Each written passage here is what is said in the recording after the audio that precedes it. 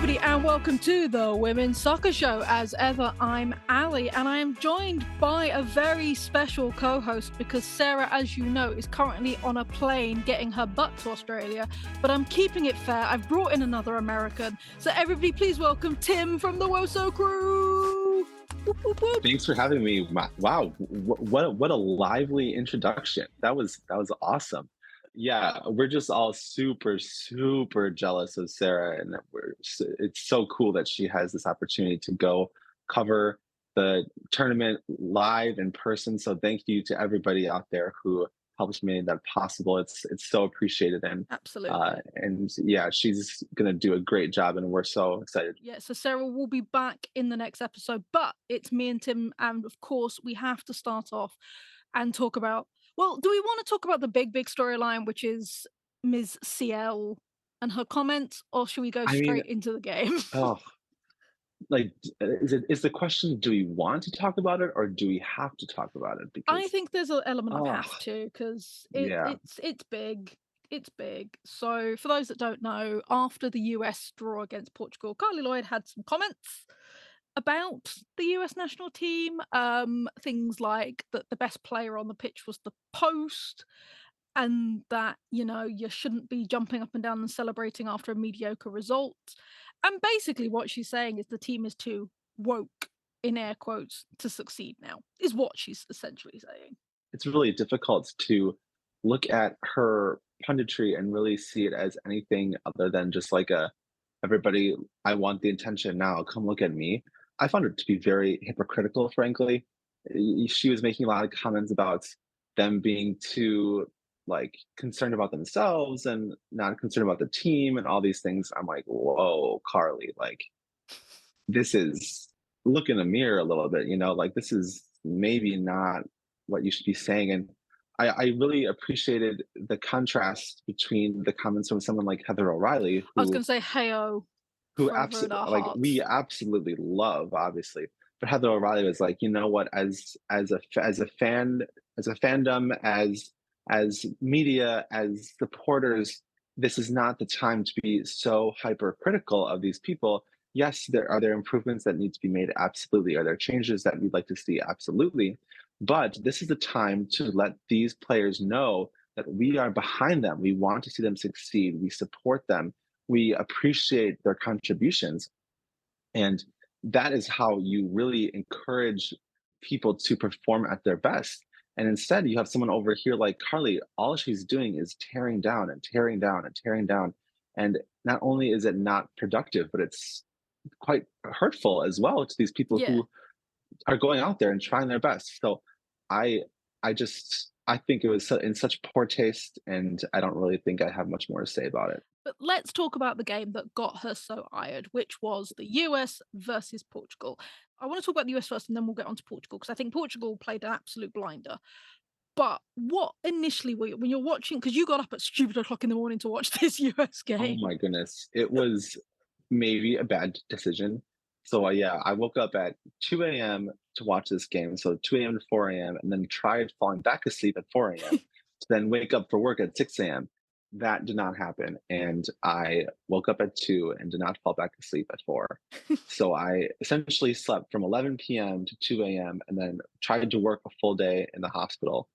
And it was fine, but maybe it could have been a more successful experience overall. Obviously, the big question with this US team was what went wrong because it wasn't even I mean, Portugal were fantastic. They were playing super well, but there was nothing coming from the USA. What was your biggest like, oh my god moment with them, or was it just a general performance from them? Like, what is it that's made them so not US like? I mean, looking at this game kind of from an offensive and defensive perspective, I thought that defensively, aside from maybe actually Crystal Dunn, I thought that the other three defenders had perhaps their best games of the tournament so far. Yeah, I thought that defensively, they looked like they were starting to. I mean, with Julie Ertz kind of in the middle of the defense, that's a person who we discussed previously, yeah. hasn't played center back since 2015. So I think over these three games, you definitely see them create those partnerships. They're becoming more comfortable together. I thought Crystal Dunn was, as much as she was involved offensively, I thought her Positioning was a bit off defensively. I thought maybe some of her passes that she was trying to connect weren't connecting offensively. But I mean, was she bad? No, no, she did just fine, but she maybe didn't have the quite caliber of performance that we're used to seeing from a Crystal Dunn. But overall, I thought defensively it was fine. That scare at the end with the post, I my heart just Yeah, sunk. bottomed out. It was terrifying, terrifying. But I thought offensively was really the struggle. There was no creativity, and it's essentially the same problems that have been plaguing this team since Blatko took over, and that's the shape and the personnel. And it comes down to the fact that this system that he has essentially not changed at all. This is the same system that Jill Ellis applied to this team after the 2016 Olympics that they fell out in the quarters or something like Yeah, that. the The round robin, infamous. yeah, yeah, that lost to Sweden. Jill Ellis implements this new system in 2016, 2017 ish. This is the same system, and it's essentially built around Julie Ertz being that single lone holding defensive midfielder. And really, it this system really isolates that position more than any other nation in the world playing a 4-3-3. No one else leaves that central midfielder on an island quite like the US does. And that is okay when you have Julie Ertz playing that role.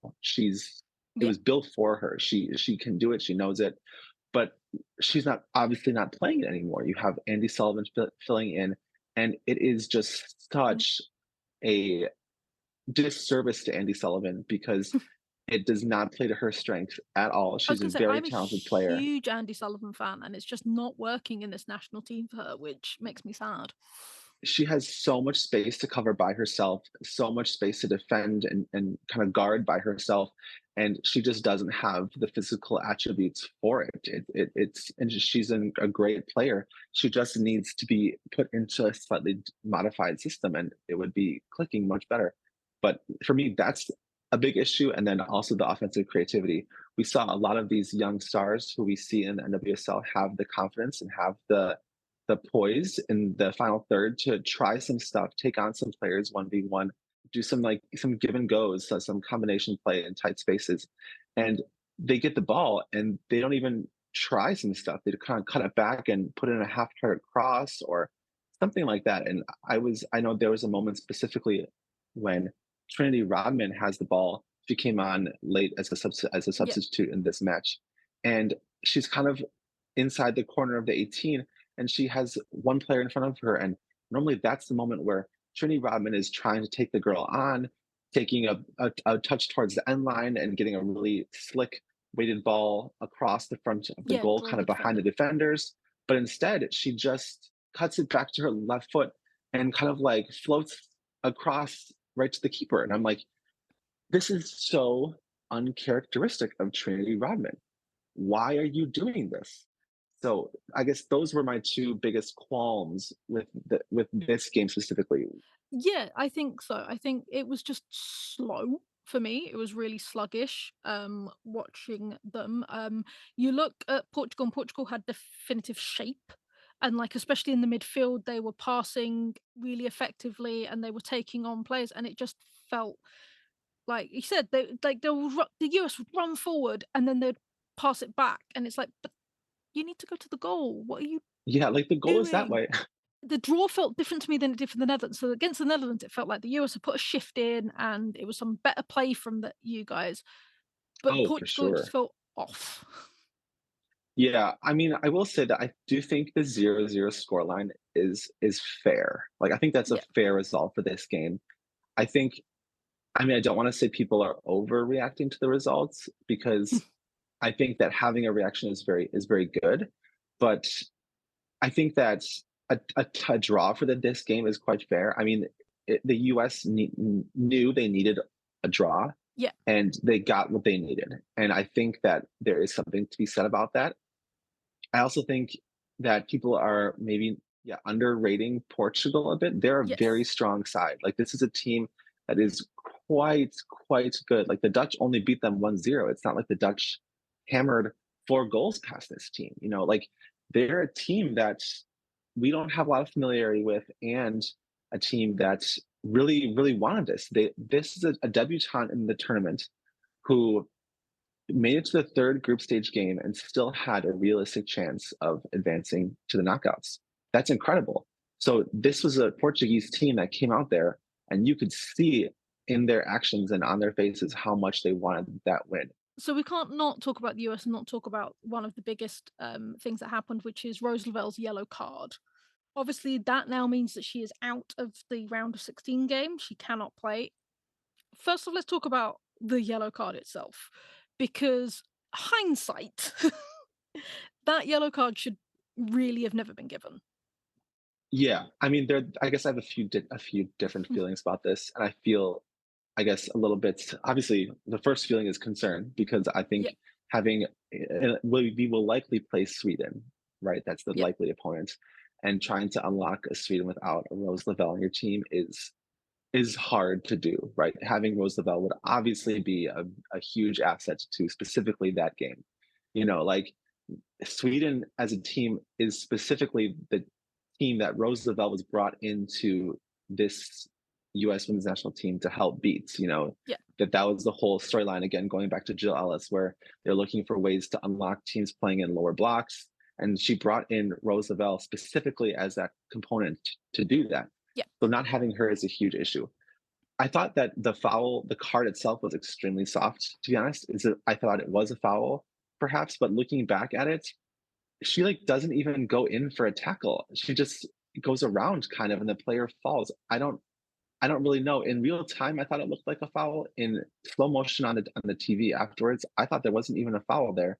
And to Yeah, receive a yellow card for it, I thought was it just felt it again, this is a feeling statement. yeah. It felt a bit loaded as a US fan.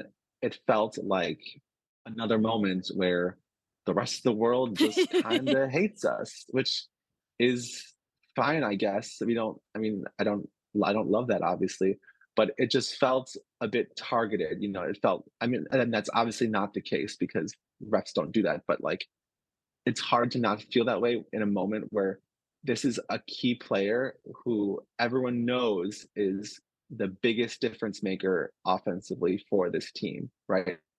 And to not have her for a reason like that is so ridiculous, in my opinion. That being said, like Rose, you're sitting on a yellow card.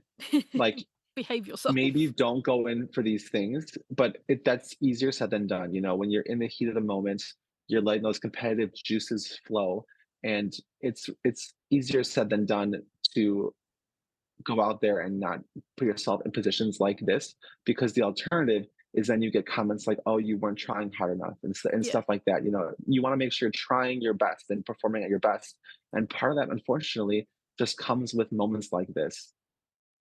I think the US can win without her. I absolutely do. But I think that, and I think we'll maybe touch on this a little bit more when we talk about kind of what needs to change for this team. Yeah. I don't think we'll see the changes that we need from Blacko to do it, unfortunately. It was a very, very harsh yellow. But let's just talk about Portugal for a bit. I want to talk about Portugal because they did put in such a performance, and they've put in such a performance this whole tournament. They were a highlight in the Euros, and then they've come into this tournament fairly underdogs in their group because that was, group of death. One of Yeah, the I think that was the actual underrated group of death in the tournament. To be honest, yeah, when you look at, I saw like an infographic on Twitter about the average ranking for all the groups, and yeah, this group had the lowest average ranking, which is significant, right? We look at these groups minus teams like the U.S. England because those are our teams, so we're looking at the other teams, yeah, but in reality, our teams are very good as well. Portugal was essentially occupying the four space, like the fourth seeded team in our group, even though they're higher than that. But that was like an open space for the yeah, intercontinental playoff tournament. And exactly. to get Portugal in that spot instead of a team like the Philippines or something like that. I mean, no offense to the Philippines, Yeah, but but it's true. it's just the reality. So to get Vietnam is a third place seeded team. To get a fourth seeded team and actually, oh, by the way, you're getting a team that qualified for the Euros. Like Exactly, that's exactly. not maybe not super even, but that's okay. That's what the US wanted. They wanted that So really tough group, and Portugal really I thought performed extremely well across all three of their group stage games. I would have loved to see them advance. Obviously not over the U.S., but I would have loved to see them advance to the knockout stages. I think they had in this game specifically some amazing performances from some of their forwards, Jessica Silva and Diana Silva. I thought were Yes. really threatening the whole time. I thought Nazareth played well. She was pulled out quite early, which I was surprised by. I thought that Anna Borges on the right back position was really good. We were trying as a team to get a lot of our attack through the left side, and she was really stifling a lot of that. Sophia Smith was very quiet, and that's not an easy thing to do. No. Also, I want to give a shout out to their goalkeeper, Piera, because she made some insane saves to keep Portugal in. She was. It's interesting how every goalkeeper seems to have their best, most inspired performance against the US. The Vietnamese goalkeeper, same thing in round one. Everyone's like, it's I just But to quote Kelly O'Hara, it's done, it's over. You guys have moved on. You've got to now look towards the round of 16 game. So let's look at it because it has now been confirmed this morning you have got Sweden. You are facing the okay. Swedes in your round of 16. What needs to change in order for you to comfortably beat Sweden? Well, I think one of the biggest issues with with the US's group stage is that these players are all just playing in the wrong places. Like they're not playing in this sounds so elementary, but they're not playing in their best positions. And when you're shifting everyone into a weird place, just shift them all back. I think it's so crazy. I mean, for me, Sophia Smith is the most dangerous attacker. She needs to, and she plays central striker for her club team. She needs to be our central striker. I know Alex Morgan is a, a gem and a foundation of this team. And I'm not saying to not play Alex Morgan at all. I'm just saying you need to have your most dangerous forward playing forward. Like you need that. So I would push Sophia Smith centrally. I would put back in Trini Rodman. I think she has that fire. I think she will thrive in the added pressure of the knockout stages. I would pull, I mean, this is obviously not going to happen because it should have happened by now, but if it hasn't happened already, it won't. But I would pull Crystal Dunn out of the defense and put her in at the midfield. We're now down a midfielder. There's no Yeah. Rose Lavelle, as you mentioned. So I would pair Crystal Dunn next to Lindsay Horan, and I would pull up Julie Ertz into the midfield as well. Like this system is built for Julie Ertz. Put her in the six. Nothing against Andy Sullivan, but this is just what the team needs if the US wants to make a successful run through the knockouts. So let's talk about the other game in that group, which was the Netherlands Vietnam. Netherlands got 7 against Vietnam to take them top of the group. That is a huge scoreline, and that gives them, the advantage going in. What are we thinking about the Netherlands now? Was it that you guys were so equally matched? Well, I guess looking back, I guess to the US Netherlands game, it was very interesting to me because the Netherlands were clearly very open about the fact that they were playing for a draw, right? They were trying to hold on to a draw. Yeah, They again the celebrating after the game, which is fine. A draw against the number one ranked team in the world is a very admirable result at a World Cup. That yeah. is a big deal. But it was just so clear to me that they're playing for a draw, and the U.S. were clearly playing for a win and didn't get it. And so to let that result slip, obviously we're now seeing the consequences. The Dutch that came out today, I do truly believe if this came more down to how Vietnam played in this game than how the Dutch played in this game. The Dutch played how they were always going to play, how we always expected them to play. I think that I was really surprised by Vietnam. I thought they were quite poor defensively, Yeah. against specifically the US. I admittedly did not watch the Vietnam versus Portugal game, but against the US, they were so strong defensively. I mean, they're for players that were shorter, lighter. They I thought were so structured and so disciplined. And again, kind of what I just mentioned with what the US needs to do moving forward, that's how Vietnam was in that game. They were so hyper vigilant with their defensive structure and positioning and their defending on set pieces. They were very disciplined. And that seems to all completely go out the window, aside from the Esme Brooks bangers, which go on, girl, because Yes. those Y were wild and so strange to have kind of like a carbon copy of the shot. That was so yeah, interesting to have both the goals so similar.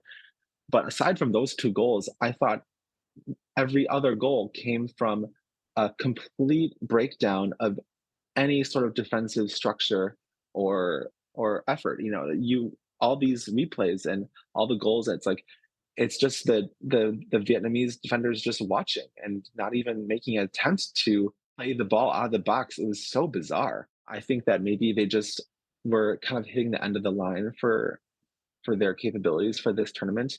I think the Dutch capitalized on that moment for sure. let's talk about something a little happier. Well, happier for Oh, me anyway. I wonder what you wanna talk about today. I wonder what that is.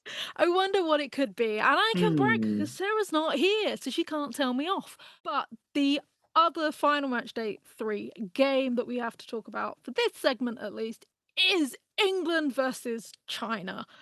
The score, for anybody who didn't know, ended 6-1 to England. It should have been 7-1 because there was no way Lauren James's goal was offside. But anyway. I don't think that's the biggest of our concerns here. I don't think, "Oh, shucks, Lauren James couldn't have a hat trick of goals and a hat trick of assists. She only Right. gets a hat trick of assists and 2 goals." Oh, what a slow day for Lauren James not to have a hat trick of both goals and assists. Well, let's talk about the Wonder Kid in I Lauren mean, how can James. you not? Like, Yeah.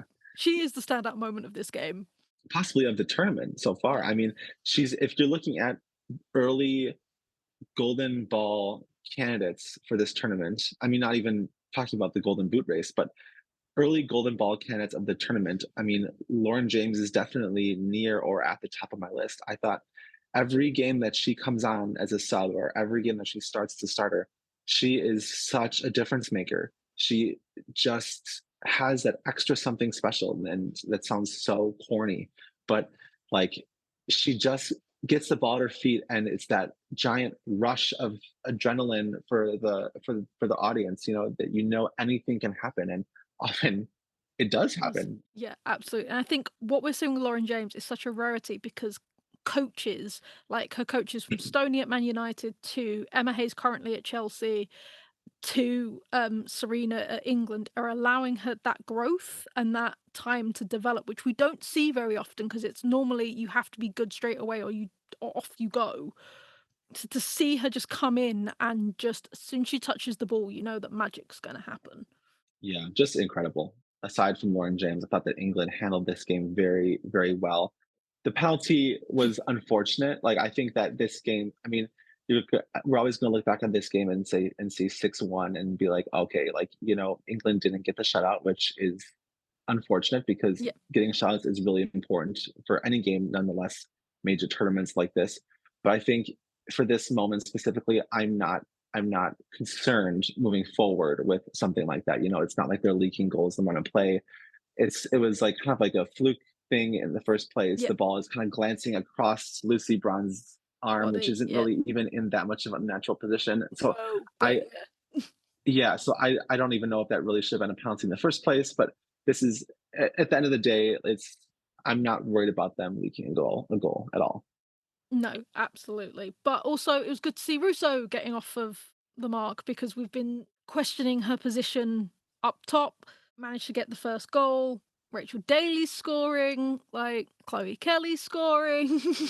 Yeah, oh yeah, everyone's scoring, everyone except for the US. But I thought specifically going back to that Russo goal, I thought that was such a key moment and a sneakily really good goal. That's not an easy goal to make. We see that ball rolling on the ground, but that angle and that traffic and how her body was positioned and where the defenders were around her, that's a sneakily very difficult goal to score. And getting that goal in so early and so decisively, I think really set the tone for this game. And I think that was, I mean, because this is not a bad opponent by any means. I think they'll be shocked to have conceded 6 goals in this game, even to a team like England. Yeah. So I think that really set the tone for this team, and if Alessia Russo can maintain that level of performance moving forward, then then that's a good sign for England. I agree. So it's been now confirmed that England have Nigeria in the round of 16. What do England need to do to progress to those quarters?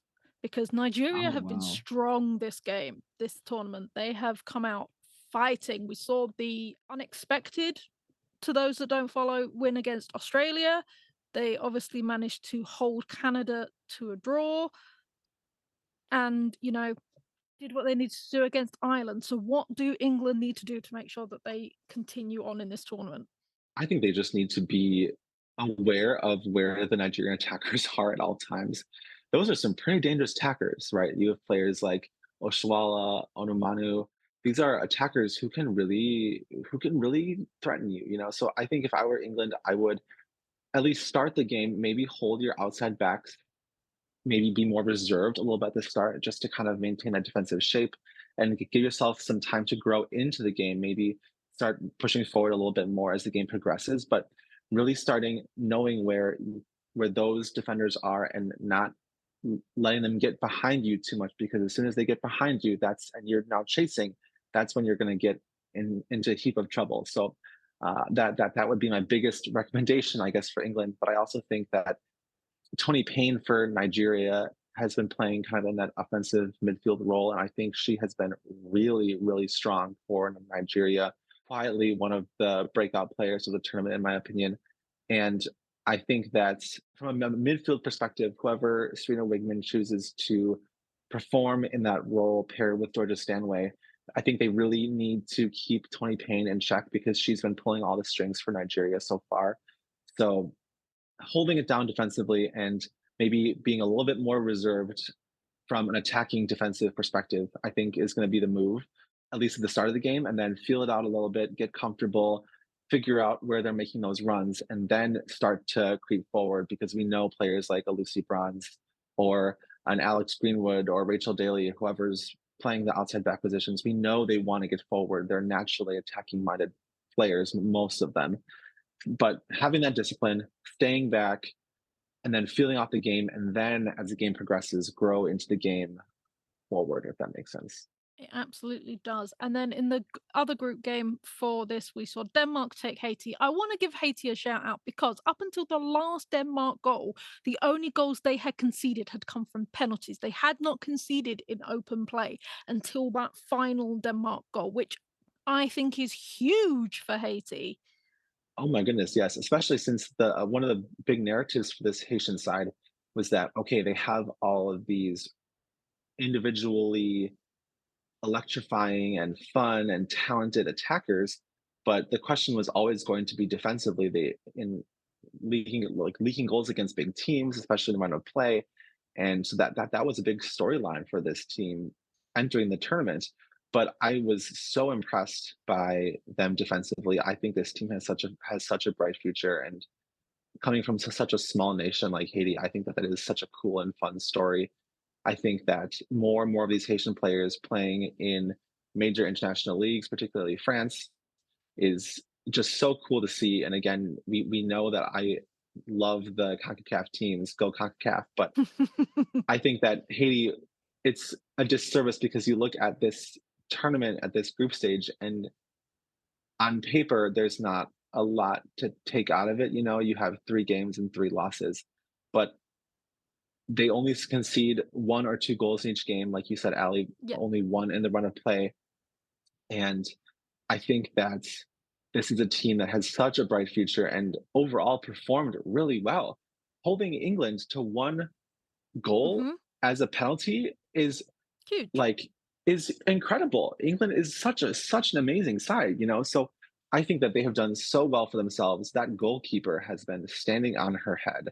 And I think this is a team that should be holding their head high moving forward. And I would love to see them um, maybe, you know, more like CONCACAF qualifying tournaments, maybe be a little bit more threatening to some of the major players like your US's, your Canada's, and then translate that to the international stage and maybe making a knockout stage in the future. Absolutely. Less convincing Denmark, I have to say. They did beat Haiti 2-0, but they lost 1-0 to England and only beat China, I think, 1-0 as well. So it's been, less convincing from the Danish. They faced the hosts Australia in the round of 16. That is a huge game for them, you know? Oh, yeah. I think that Denmark is kind of struggling with actually a similar thing as the US right now, maybe not playing their players in the right spots in the field. And it's kind of ironic that they are playing against Australia because that's something that Australia actually recently just changed. Tony Gustafsson for Australia identified that there was an issue creating partnerships in the field, and he pulls Caitlin Ford from forward to kind of like left outside mid to partner with Catley. We saw how dangerous that was in their third game. And I think moving players around to get them in their best positions is going to be something that Denmark needs to focus on. They've been playing Pernilla Harder as a pretty isolated central striker, and that's usually someone who's good at like running in behind, or like hold up play, and that's really not Pernilla Harder's game. She wants to combine. She wants to manipulate space around her, and I think that playing her as an isolated central striker is a mistake. You want to get her in a situation where she's more involved and with more touches in the game, and so finding a way to do that, I think, will be really important if Denmark wants to progress through the knockouts. Have you checked out Total Football Analysis yet?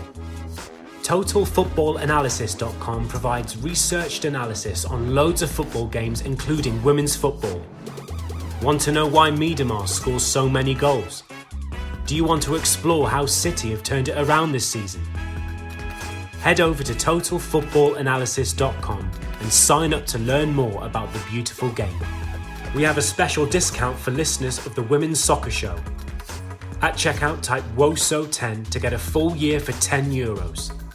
That's €40 off the yearly subscription. Head over to TotalFootballAnalysis.com and type WOSO10 at checkout. Now we have what happened on Thursday. What happened yesterday? Because that was madness. Okay, absolute madness. The big talking point we have to talk about is what happened in Group H. Because as things stood, Germany and Colombia were going to go through. Colombia were going to top the group if they could beat Morocco, and Germany were going to go second if they could get at least a draw or out of South Korea as long as Morocco won. That is not what happened. So, it is not. Your instant reaction, Tim, to what happened in the madness that is Group H. Oh my goodness. It has been it's about 2 hours after the game, and I am still sweating. I am so amped. I've had no caffeine, and I feel like I've drank about 7 cups of coffee. Like, it is just wild. This tournament in general has just been so unbelievably special, and I know your favorite word for this, Allie, has been chaos, but it is just so much fun. And I feel for some of these teams and fans, your Germany's, your Brazil's, your Canada's, but as a neutral, taking a step back and looking at some of the history being made in this tournament is just so fun and so wild. I just my brain is exploding and I have no control over it. So what you are alluding to is the fact that Morocco did a shock win against Colombia. It was initially a penalty. It got saved, the penalty, but the rebound came out and they managed to tap that away. Germany got stunned by South Korea really early on with a great goal by Cho, and only managed to get the equaliser at the very end of the first half, and then couldn't do anything. And because Morocco won up them, Morocco will be progressing out of the group stages and into the round 16. Germany, for the first time since the World Cup inception, that's the first time since the Women's World Cup inception, will not progress out of the groups. In fact, the stat is that they've only not topped their group once. Unbelievable. The number 2 ranked team in the world doesn't make it out of their group.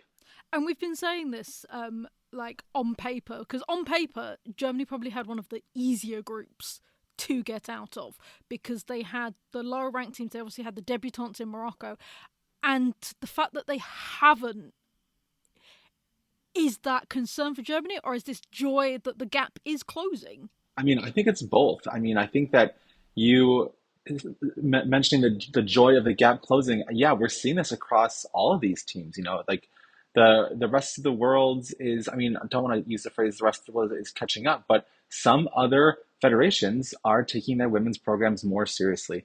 And you love to see it. And this is the result of what happens when you do that. And these teams, I do want to highlight the coaching because I think that some of these teams have had excellent coaching.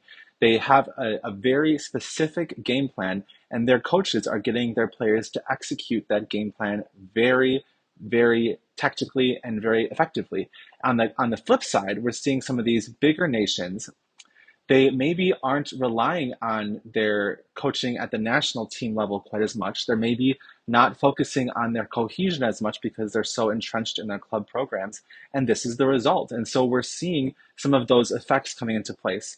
Your other question, is there concern for Germany? I'm gonna say no. Obviously, it's stunning and horrifying being kicked out for this team in this stage of the tournament. But you watch that game; they played a really good game. They were dangerous. They were threatening. They were combining. They were moving the ball really well. This is just an unfortunate product of not getting points. We talked about this briefly before we started recording. This is the unfortunate reality of not getting at least a point out of all three of your group stage games because you get a win and two draws, that's 5 points, and all the teams with at least, I believe, all the teams with at least 5 points have advanced out of the group stage. These giants who have not advanced, they only have 4 points because they won one, drew one, and did not get at least a single point out of one of their games. That's a big issue. But if you're moving forward, Germany looking into future competitions, I'm not super worried. I think they have a really good core of players. They play at really high quality clubs, but with so many European teams still left in the tournament, this is 100% confirming, I believe, that Germany will not be competing in the Olympics in Paris 2024 because I believe UEFA uses the World Cup as the Olympic qualifiers, unlike other confederations processes. So really, really a catastrophic turn of events for Germany. This is absolutely huge. And let's talk about Korea because let's be honest, Korea only really had to save face out of this. They were already out. They had lost both of their games. They had 0 points. So this was just to, save face because they could not progress. But they went in so hard against Germany as if they were fighting for a place in the final 16. A great sign for something to come from out of Korea. Yeah, I really respect their take and their attitude towards this game so, so much. You're a top 20 team in the world. You're entering your final group stage game against the number two team in the world. You're sitting on 0 points, and you're probably thinking, we've really mucked up this tournament. There's not any hope for us to move forward. Half of your head is very easily already back home. But no, they came out here with the attitude like, you know what? We are going to throw a wrench into this equation. We're going to work our butts off and we are going to see how disruptive we can be. And we're going to go home with something. We're going to take something back home to our fans. We're going to show our country that we are not done fighting. And I thought that their effort, mentality, their work rate was so admirable. So yeah, we were saying that if you want a slightly sadistic Schadenfreude laugh, is the fact that Alexandra Popp was given Player of the Match out of that game, and that photo of her with her trophy is not a happy one. It's cold. It cold, y'all. It be cold. Like Alex Pop is just mean mugging the camera so dramatically. You didn't agree though. You thought it should have gone to one of the Korean players. I completely disagree with Pop being the player of the match. In the first maybe 60-ish minutes, she was extremely influential. We see her get the goal, and I think if a specific tactical change is not made by the South Korean manager, then I think that Germany probably gets another goal and goes ahead and advances. But the South Korean manager brings in essentially a forward who, from my understanding, had been out of the team for a while, but essentially is just a forward who plays in the Korean league, who is really tall, great on service and set pieces, says to this player, just go in there mark Alex Pop right out of this game. Make sure she cannot get on the end of any crosses because it wasn't just purely shadow her wherever she goes, right? It was if she is ever approaching a threatening area, make sure you are on her like glue and you are not letting her win any aerial balls in the attacking third of the field. And this player, I don't remember the name, just changed the whole trajectory of the game. It was a masterful tactical change by the South Korean manager. Well done, because Pop became, from an offensive perspective, nearly irrelevant for the rest of the game after that change. And it completely altered the outcome of not only this group, but the rest of the tournament. Because if that change isn't made, I feel that Germany gets through and a lot of other dominoes would fall down the Yeah, line. absolutely. But we have to give it to our two teams that have advanced, which is Morocco and Colombia, throwing, as I said, chaos into this World Cup. But another game that happened on Wednesday that was complete chaos was South Africa versus Italy. Again, a very similar story. It looked like Sweden were definitely going to advance first. Then it looked like as Italy had won a game and drawn a game, so they got the points out of their games and were going on to play a South Africa that had managed a loss and a draw. And then. And then, well, something that I found very interesting was about 30 minutes into this game, there was just like a miscommunication offensively on the Italian side, and someone, I don't remember who it was, and someone played in a ball. I think it was maybe Bakari, was playing on the right wing, youngster, plays the ball across and it doesn't go where Bonansea wants it to go, the captain.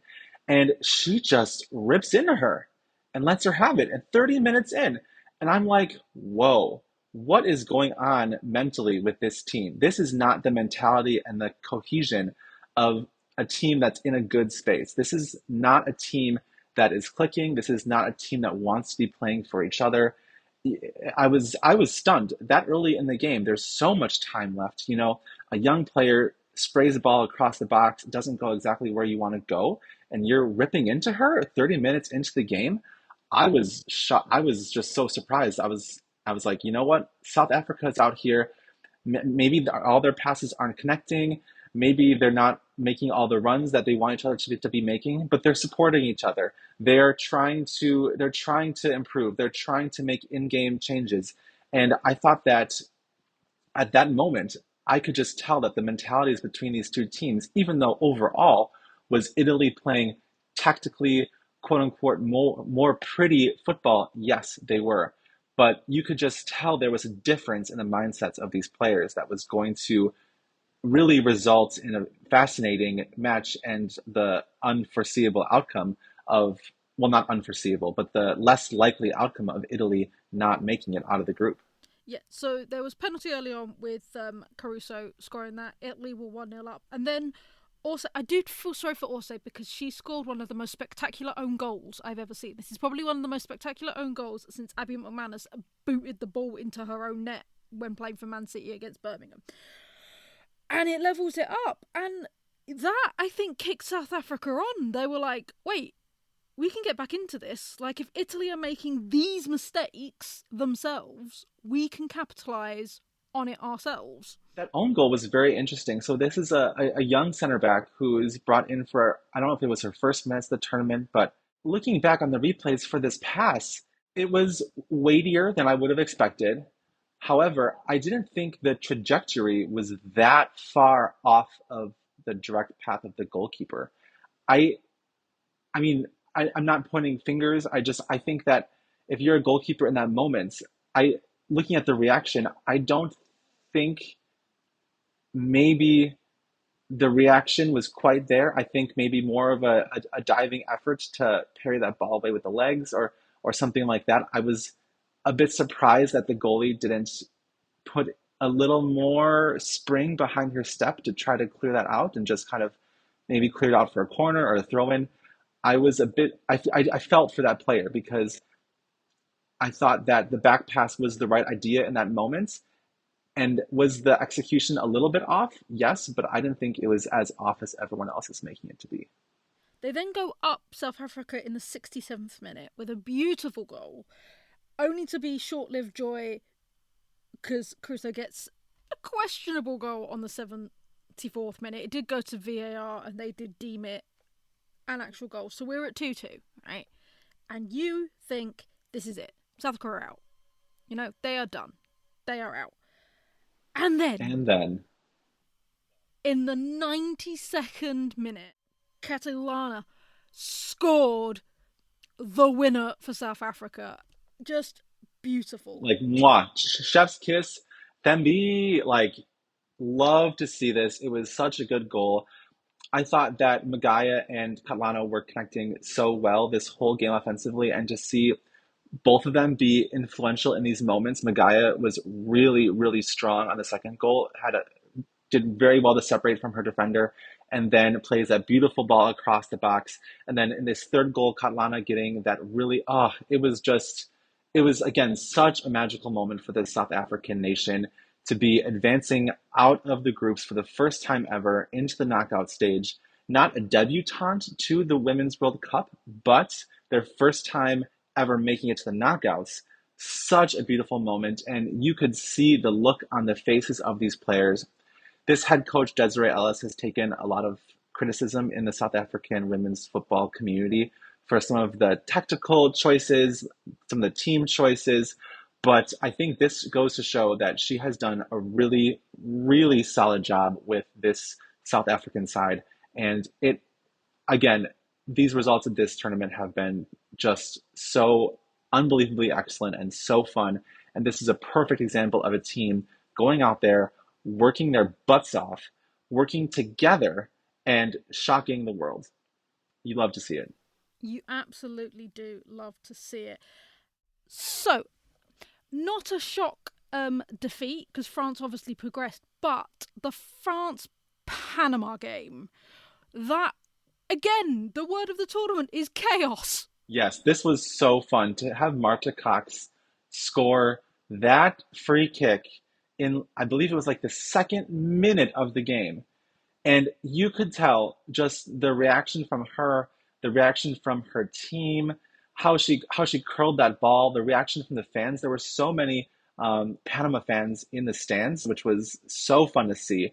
And it was like this team could lose this game 10-1, and they would leave that game feeling like champions because of that moment, that goal. That's how much it meant to I'm like I'm sorry, I have like chills thinking about this goal because this was so special. The emotion, it's not just, I mean, it was also a pretty incredible strike.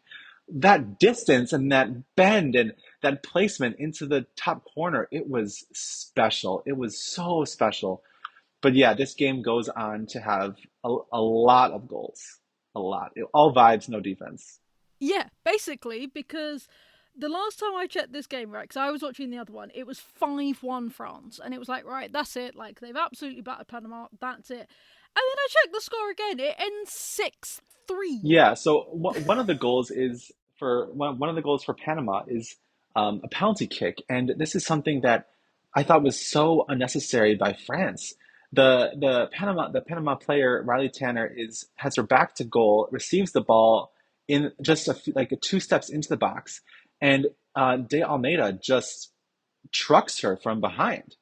And I'm like, you're up like 5-1 in a knockout, like she's not facing the goal. You have like two other French defenders right next to you. Nothing is going to happen for this. You need to be more disciplined coming in because that kind of mistake is habitual. That's something that is ingrained in your head that you're not being as careful and cautious as you should. And that kind of mistake is something that is really going to be costly in the knockout rounds. Those games are likely going to be lower score lines where every goal that you concede matters a lot. And if I'm that French coach, I'm looking at that moment and saying, you are not a player that I can rely on going forward to be a starter, because that may sound harsh, but every decision, especially in your defending penalty box, is so crucial. You need to be so calculated and so sure of yourself. And I don't know if I would be nervous. I would be so nervous playing this player moving forward. I know she's a solid player, but just saying be more careful in the heat of the moment, that's like I said, that's habitual.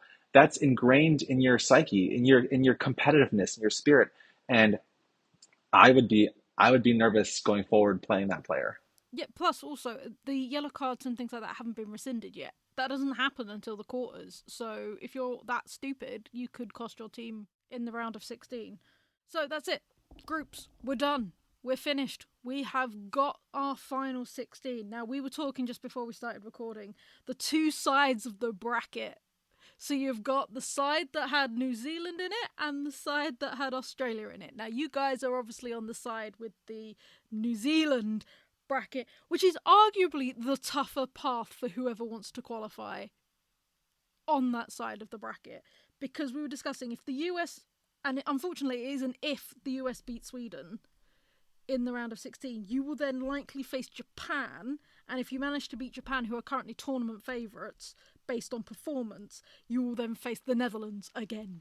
Yeah, this was so interesting because one of the things that we had touched on pretty extensively in our preview podcasts for this World Cup was that the New Zealand side of the bracket overall was looking like the easier side of the bracket. Teams like Netherlands, Japan, even Spain with some of the unrest within the team. These are teams, Sweden with their really unconvincing Euros performance. These were some of the powerhouses that were placed in the New Zealand side of the bracket that we had a lot of questions for.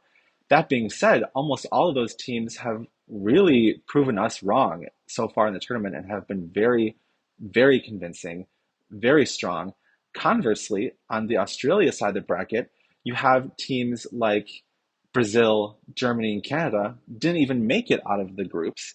And then you have a team like Australia who, yeah, advanced, but did lose. Yeah, they lost a full-on loss to Nigeria. So not exactly a fully convincing performance. Only beat Ireland 1-0 off of a penalty in their opening match. Again, not really a convincing performance if you watch the full 90 minutes. And somehow England is looking like the only truly serious contender, Australia being another, I guess, contender, but a truly serious contender, you only have really now England on that side of the bracket because I guess also France. I forgot about France. Sorry, French fans. Forgot about France. But either way, the path, England was predicted to face like France and Germany and Australia and Brazil, or I don't know, something like that, one or the other. And now they're facing Nigeria in their first game. Then they play the winner of, I believe, Colombia, if they win, of course, if they win. Yeah, then they play Colombia versus Jamaica. Those are two winnable games considering it's the knockout stages of the tournament. Like England has to be just licking their lips because they should be ready to go, ready to bag some goals. So yeah, it's just a very interesting turn of events, that a very interesting dynamic shift, and we'll have to see how it progresses. Yeah, a lot of people are calling it the Colonizers' Cup because you've got the Netherlands are playing South Africa, you've got France are playing Morocco, and England are playing Nigeria. So it's some old wounds, yes, Tim's face then. But thoughts on this World Cup so far? Because it has not been what we've expected. No, it's not. We've already alluded to that, but like just thinking about this again and the monumental like experiences that have happened and the sights we've seen and the feelings we have felt. You look back and for us, it's high school, the grades, like those grades leading up to college or university, and you learn about world history, and world history classes tend to avoid talking about sports a lot. But this is a tournament where I feel like this needs to be introduced into high school world history classes. That is how cool and how insane and how dramatically impactful this tournament has been. The fans, the exposure, the firsts, so many firsts, and all after so many talks from, mostly, admittedly, these talks were mostly from mainstream media outlets who aren't as ingrained in the women's football space. But a lot of these big media companies were talking about how, oh, the tournament has expanded in size. There's going to be a decrease in the quality of competition, a decrease in the entertainment value from match to match. And some of the more smaller media outlets that cover women's football more extensively and more consistently between World Cup cycles are kind of scratching our heads thinking, no, these are really good teams that are going to make a difference. And look what happened. It's been so much fun. And I just can't even begin to imagine what the next World Cup is going to be like. 4 years down the road, the growth we've seen from 2015 to 2019, 2019 to this, it's just been exponential. And I can't wait to see what keeps happening in the future. I'm excited, and I'm saying this out loud now. I'm saying because there are certain nations that have come to this World Cup, for example, Jamaica, who did not have the backing of their federation. They've had to rely on outside support. We all know that they were the GoFundMe team because one of the players' mums. And it's like, federations, fund your teams. Fund your teams, because I would love to see what they could do going forward with the proper funding, the proper training. South Africa themselves had to sit out of what was essentially their send-off match because they were protesting pay. So that is my overall thing, is federations, fund your teams, because look at the magic they can do. Absolutely. I mean, the fact that a crowd-funded team made it to on the tiny Caribbean island, right? A crowd-funded team with a population that's so small makes it to the World Cup knockout stages after being completely neglected by their federation is just insane. Imagine how good this Jamaica team would be if they actually had a resource. A resource. Give them, just at this point, anything. Give them anything. Give them any sort of any extra scrap that you can give. Imagine how they would take that and just run with it and be so much better than they already are. Exactly. And that is wonderful words to end on. So that is everything from the Women's Soccer Show this week. Thank you so much, Tim, for joining me. We've talked about it before, but if you want people to find you, can they find you Yeah, I online? mean, I'm mostly on what used to be known as Twitter. I don't even really understand what Twitter is still called these days. But I'm at ATOZTIM, and you can find me tagged in a lot of the Women's Soccer Show posts and stuff like that. So any sort of thing they post that I'm on, feel free to take a look and reach out. And we'd love to interact with anyone who likes women's soccer. Yep, absolutely. So as ever, I've been Allie. This has been the Women's Soccer Show. Good night!